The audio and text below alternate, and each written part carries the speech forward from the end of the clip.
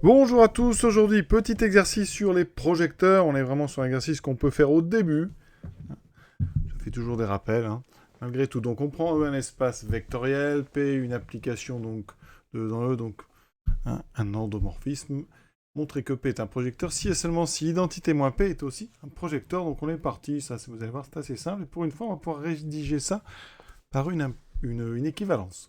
Donc on va partir de la droite, ce sera plus simple, donc on va partir de identité moins P, projecteur. Donc ça, vous savez bien, un projecteur, ça équivaut à dire que quand on fait donc identité moins P, rond, identité moins P, c'est-à-dire identité moins P au carré, ça donne identité moins P.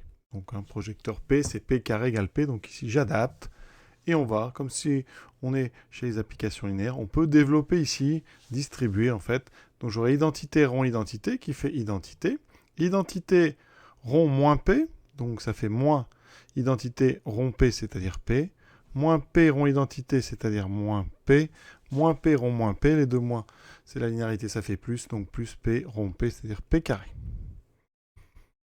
Notre objectif, c'est de montrer que c'est équivalent à un projecteur, donc que P carré égale P. Qu'est-ce qu'on remarque ici? Eh bien, on a des petites simplifications. Ici, moins P, il me reste moins P carré égale, donc moins P plus P carré, pardon, égale donc l'application nulle de L de E. Donc, vous voyez, P carré est donc égal à P. Et ça équivaut à P d'un projecteur. Donc voilà la première question assez simple. Deuxième question. Maintenant, on suppose que P est un projecteur. Maintenant, il faut exprimer la partie donc ker de id moins p en fonction de im de p de ker de p et aussi donc l'image de identité moins p. Comment va-t-on procéder?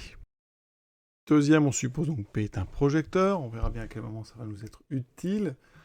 Eh bien, si on regarde la première question, P est un projecteur.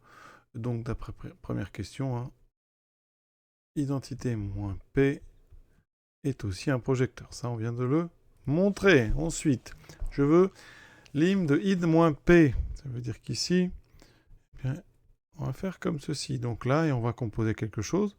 Donc par exemple, si je fais avec P, qu'est-ce que ça donne? Identité mon P, donc c'est P moins P carré. Or, P égale P carré, c'est un projecteur. Donc ça fait la fonction nulle. Voilà, conclusion. Regardez bien ce qu'on a. Alors là, je n'ai pas exactement ce que je veux sur l'im de id moins P, mais par contre, je l'ai plutôt sur le ker. Vous voyez, ça veut dire qu'ici, pour tout x appartenant donc à E, identité de P donc, que j'applique donc en P de x, ça vaut 0. 0,2. C'est l'image de P de x, donc ça veut dire quoi? Eh bien ici, que P de x, donc P de x appartient au ker de identité moins P, donc ça veut dire que l'im de P est inclus dans le ker de identité moins P. Voilà une chose que j'ai démontrée. C'était pas forcément ce que j'avais en tête, mais on a donc déjà une première chose qui est intéressante. Ça sera intéressant pour ker de identité moins P. Alors maintenant, on va peut-être essayer autre chose. Essayons de montrer que, donc montrons dans l'autre sens que ker de identité moins P est inclus dans im de P. Comme ça, on aura l'égalité entre les deux. Donc je prends un élément, soit x appartenant à ker de identité moins P. Ça veut dire que donc identité moins P que j'applique en x est égal à 0 de E. Donc, identité de x, ça fait x moins P de x égale donc 0 de E.